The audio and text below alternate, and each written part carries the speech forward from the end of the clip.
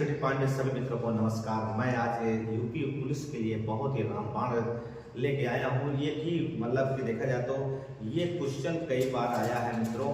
ये पंचवर्षीय योजना आप जानते हैं कि एक प्रकार का देखा जाए तो पंचवर्षीय योजना है। 100% एक क्वेश्चन आपको देना निश्चित है। हम चाहेंगे कि ये आप एक नंबर आप ले जाएं। बिल्कुल हमारे वीडियो को एक बार दो बार देखेंगे तो 100% आपको समझ में आ जाएगा।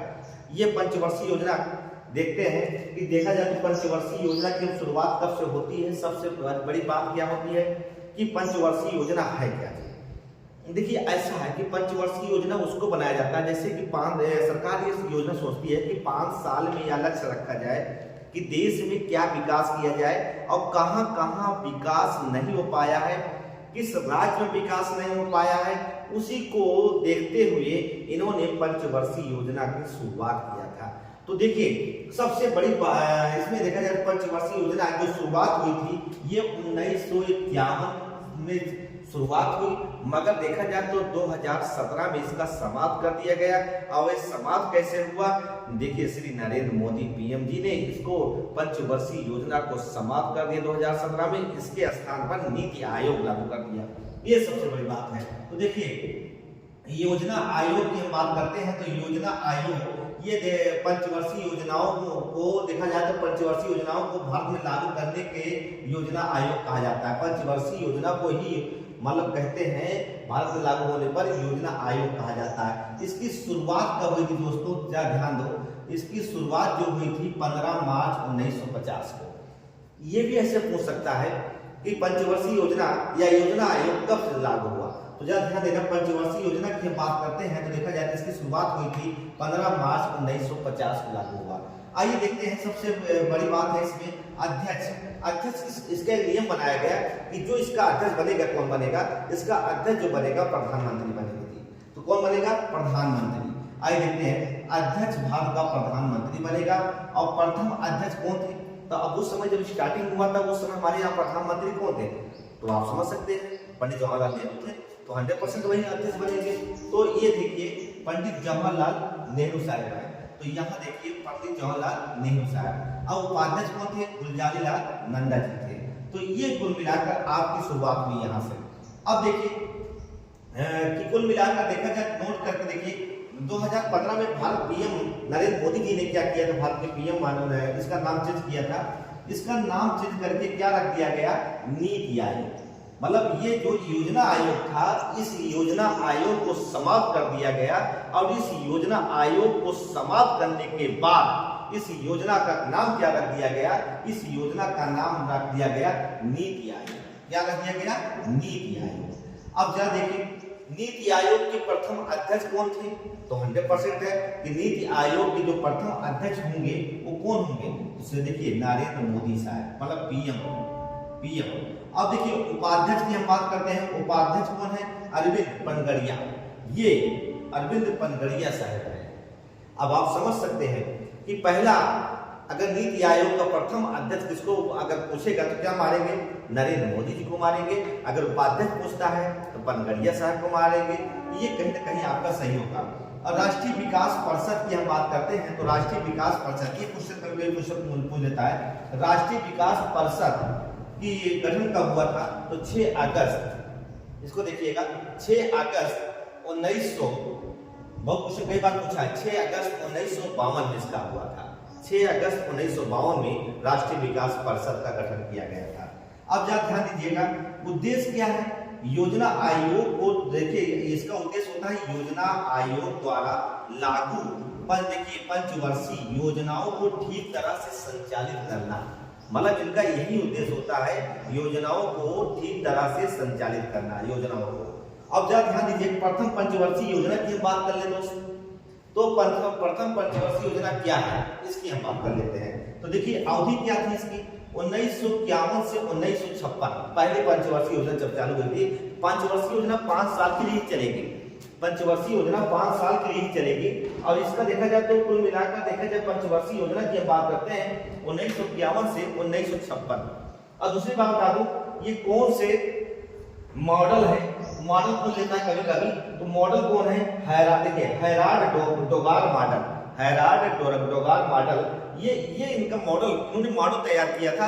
इस मॉडल का मतलब देखा जाए उद्देश्य क्या था, इस मॉडल का उद्देश्य ये था कि कृषि का विकास किया जाए, क्योंकि भारत में देखा जाए जनसंख्या वृद्धि ज्यादा थी, जनसंख्या में ज्यादा थी। इन्होंने सोचा कि पहले कृषि का विकास किया जाए, ताकि कृषि का विकास हो जाएगा तो 100% है देश का विकास होगा। तो देखा जाए कृषि के विकास के लिए कार्य किया था। और देखिए कई बड़ी परियोजनाएं भी चालू किया था, कई देखिए प्रमुख कारण भी थे, कई बड़ी सिंचाई परियोजनाएं भी चालू किया था। आप देख सकते हैं भाखड़ा नागल बांध, देखा जाए भाखड़ा नागल बांध भी बनवाया था, परियोजना दामोदर घाटी का भी निर्माण किया था। तो ये कुल मिलाकर देखा जाए सिंचाई के लिए, सिंचाई भाखड़ा नागल बांध से एक नहर निकाली गई थी, उसका नाम है इंदिरा गांधी। ये भाखड़ा नागल बांध है कहाँ, तो ये सतलज नदी पर है। और सतलज नदी कहाँ है, तो आप पंजाब में है। पंजाब में सतलज नदी पर एक बांध बनाया गया था और उस बांध के जरिए इंदिरा गांधी नहर निकाली गई थी, ये खासियत थी। आइए देखते हैं दूसरी पंचवर्षीय योजना की हम बात कर लें। इसकी अवधि क्या है, 1956 से 1961, 1956 से 1961 ये दूसरी पंचवर्षीय योजना है। और सबसे बड़ी बात है कि इसका मॉडल की हम बात कर लें, मान लीजिए पीसी महालनोबिस मॉडल है, पीसी महालनोबिस मॉडल है। और ये सबसे कई बार क्वेश्चन पूछता है, मॉडल पूछ लेता है, इसको जानकारी होनी चाहिए। ये मॉडल पूछ लेता है क्योंकि यूपी में यही बोलेगा दूसरी पंचवर्षीय योजना के मॉडल का नाम बताइए, कौन से मॉडल थे इसने, और उद्देश्य क्या था, इसमें औद्योगिक विकास किया जाए। क्या किया जाए, औद्योगिक विकास किया जाए, इसका उद्देश्य यही था। और इसमें प्रमुख कार्य क्या हुए थे, महत्वपूर्ण उद्योग स्थापित, मतलब इसे दूसरे देखिए पहली पंचवर्षीय में कृषि का विकास किया गया, दूसरी पंचवर्षीय में औद्योगिक का विकास किया गया, औद्योगिक का विकास किया गया। और कुल मिलाकर देखा जाए हिंदुस्तान स्टील देखा जाए कंपनी, देखिए उस समय क्या है कि मैंने कभी देखिए हिंदुस्तान स्टील लिमिटेड कंपनी बनाई गई, ये दुर्गापुर में है। और दुर्गापुर कहाँ है, पश्चिम बंगाल में है, पश्चिम बंगाल में। ये ब्रिटेन की सहायता से, एक ध्यान देना, ये ब्रिटेन की सहायता से ये मतलब फैक्ट्री बनी थी और कंपनी बनी थी। और कुल मिलाकर देखा जाए 1956 में ये लगाने से प्रयास किया, मगर चालू नहीं हुआ, चालू 1959 में हुआ, चालू 1959 में हुआ, कम समय लगता है। और देखिए ये आपका दूसरी फैक्ट्री जो बनी थी भिलाई इस्पात संयंत्र, ये भिलाई इस्पात संयंत्र सोवियत मतलब देखा जाए तो ये ब्रिटेन, पहली है ब्रिटेन की सहायता से और दूसरी है सोवियत रूस से सहायता से।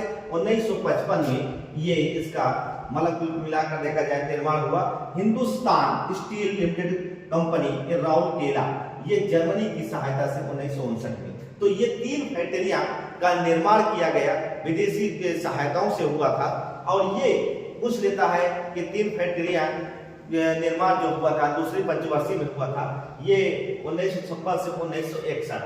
अब आई तीसरी पंचवर्षीय योजना की हम बात कर ले दोस्त। देखिए बच्चा बिल्कुल एक पॉइंट अगर नहीं समझ में आता 2 बार देख लीजिएगा, देखिए आप नोट्स भी बना सकते हैं पूरा। तो देखिए तीसरी पंचवर्षीय योजना की हम बात करते हैं कि ये तीसरी पंचवर्षीय 1961, देखिए भैया 1961 से 1966 तक भी चली थी। अब उद्देश्य क्या था, अर्थव्यवस्था आत्मनिर्भर बनाना, कृषि एवं उद्योग, कृषि एवं उद्योग, यही उद्देश्य था। इनका उद्देश्य था कि मतलब देखिए आत्मनिर्भर बनाना।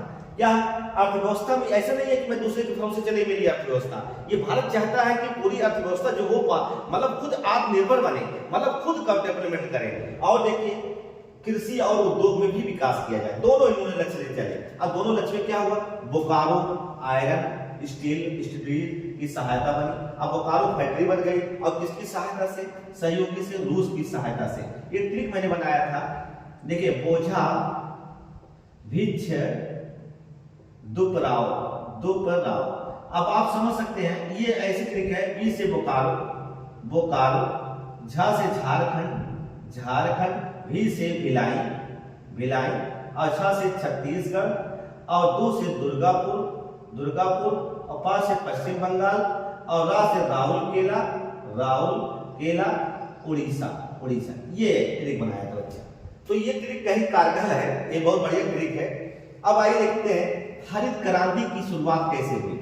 सबसे बड़ी बात होती है हरित क्रांति इसी समय शुरुआत होती है, तीसरी पंचवर्षीय में एक हरित क्रांति की शुरुआत हुई थी। ये क्वेश्चन पूछ लेता है कि हरित क्रांति किस पंचवर्षीय योजना का है, तो हरित क्रांति जो है तीसरी पंचवर्षीय योजना का है। तो देखा जाए तो ये भारत में हरित क्रांति के जनक किसे माना जाता है, एम.एस. स्वामीनाथन। बहुत बढ़िया क्वेश्चन है, देखिए हरित क्रांति के जनक पूछ लेता है तो हरित क्रांति के जनक कौन है? एम.एस. स्वामीनाथन है।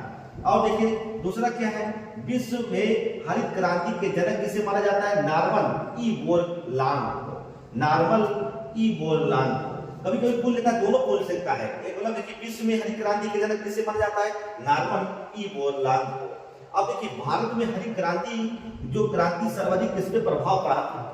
अब एक चीज ध्यान देना कि भारत में जो क्रांति हुई थी, हरित क्रांति किस पे ऊपर प्रभाव, कृषि में कौन सी फसल के ऊपर प्रभाव पड़ा था? तो देखिए भाई गेहूं और चावल के लिए, गेहूं और चावल। अब देखिए सबसे बड़ी बात क्या है कि देखा जाए तो एक चीज ध्यान देना, इसमें सबसे असफल योजना भी हो गई। ऐसे योजना होने का असफल क्या कारण है? तो कहीं ना कहीं परेशानियां आई होगी। और देखिए कहां से परेशानियां होंगी, कारण देख लीजिए, भारत चीन युद्ध हो गया था 1962 में हुआ था। और देखिए दूसरा कारण क्या है, भारत पाकिस्तान 1965। और 19 देखा जाए तीसरा कारण क्या है, भीषण युद्ध 1966 में। 1971 में बांग्लादेश विभाजन हो गया था। तो इस योजनाओं की अगला योजना जो थी 1966 से लेकर 1969 तक अवकाश हो गया था। ये क्वेश्चन पूछता है, ये प्रथम अवकाश है, ये भी ध्यान देना। ये 1966 से 1969 तक ये प्रथम अवकाश लग गया, अवकाश में रोक गया, ब्रेक मार दिया गया। कारण क्या था? तीसरी पंचवर्षीय योजना में विफल के, इस देखिए विफल इसे रोककर 3 वर्ष की अवधि की वार्षिक योजनाएं चलाई गई। 3 वर्ष मतलब इसको रोककर 3 वर्षीय योजनाएं चालू कर दी गई। ये है। अब आइए बात करते हैं चौथी पंचवर्षीय योजना की। हम बात करते हैं तो चौथी पंचवर्षीय योजना 1969 से 74 के बीच चली थी। अब मॉडल देखिए, मॉडल क्या था बच्चा? देखिए डी.आर. गाडगिल, देखिए डी.आर. गाडगिल मॉडल था।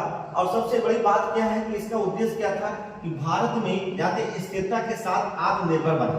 आत्मनिर्भर मतलब होता है कृषि और सिंचाई, कृषि और सिंचाई पर महत्व ज्यादा दिया। किसी कृषि अगर सुधर जाएगी और सिंचाई सुधर जाएगी तो देशों की हालत सुधर जाएगी, किसानों की हालत सुधर जाएगी। ये इनका उद्देश्य था। और देखिए प्रमुख कार्य क्या हुए? 14 बैंकों का राष्ट्रीयकृत हुआ था। ये सबसे बड़ी बात है कि बैंकों को लेता है, बैंकों का प्रथम राष्ट्रीयकरण कब हुआ था? तो देखा जाए तो 19 जुलाई 1969। एक ध्यान देना, कई बार क्वेश्चन पूछा है कि बताइए बैंकों का राष्ट्रीयकरण कब किया गया? तो 14 जुलाई, देखिए 19 जुलाई 1969 को किया गया था। 14 बैंकों का राष्ट्रीयकरण किया गया। और क्या हुआ था? इसरो की स्थापना हुई थी। ये चीज देखिए, इसरो की स्थापना हुई थी। ये स्थापना चौथी पंचवर्षीय योजना में हुई। और क्या हुआ भैया? सलेम इस्पात, देखिए सलेम इस्पात तमिलनाडु में है, इसकी भी स्थापना हो गई। सलेम इस्पात, इसकी भी स्थापना हुई। विशाखापट्टनम इस्पात, ये भी इसकी स्थापना इसी चौथी पंचवर्षीय। विजयनगर इस्पात, ये कहाँ है? विजयनगर कर्नाटक में है, एक ध्यान देना। और सलेम कहाँ है? तमिलनाडु में है। और विशाखापट्टनम आंध्र प्रदेश में है। तो ये कुल मिलाकर देखा जाए तो इन तीनों की स्थापना इसी पंचवर्षीय योजना में की गई थी। किस पंचवर्षीय योजना में? चौथी पंचवर्षीय योजना में। दूसरी बात मैं बता दूं, श्वेत क्रांति की शुरुआत कब हुई? 1970 में हुई थी।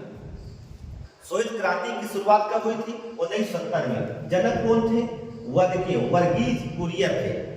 देखिए वर्गीज कुरियन थे। ये ऑपरेशन फ्लड नाम दिया गया। ध्यान देना, ऑपरेशन फ्लड। और एक चीज बता दूं, जरा ध्यान देना, श्वेत क्रांति दूसरे देखा जाए तो ऑपरेशन फ्लड का नाम दिया गया। इस पंचवर्षीय योजना की शुरुआत कृषि और देखिए कृषि में वृद्धि दर सर्वाधिक है।